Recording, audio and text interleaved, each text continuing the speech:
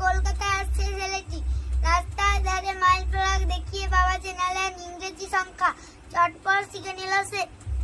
ইংরেজিতে লেখা ছিল 19, তারপর 18, 17, এভাবে 10। তারপর যতবার এলো মাইল ফলক প্রতিবার সেই বালক নির্ভুল উত্তর দিল। বাবা তো অবাক, সত্যি এত তাড়াতাড়ি শিখেছে। তাহলে ছেলের স্মৃতিশক্তি তো অসাধারণ। পরীক্ষা করার জন্য একটা মাইল ফলক পেরিয়ে যাবার সময় ছেলের নজর অন্যদিকে ঘুরিয়ে রাখলেন তিনি। কথায় কথায় তাকে ভুলিয়ে রেখে নিয়ে চললেন পরের মাইল ফলকের দিকে। তার সন্দেহ হয়েছিল ছেলে হয়তো আন্দাজে সংখ্যা চেনাচ্ছে। ফলকের দিকে ছেলেকে দেখাতেই সে বলল, এখানে ভুল লেখা আছে, হবে 6, কিন্তু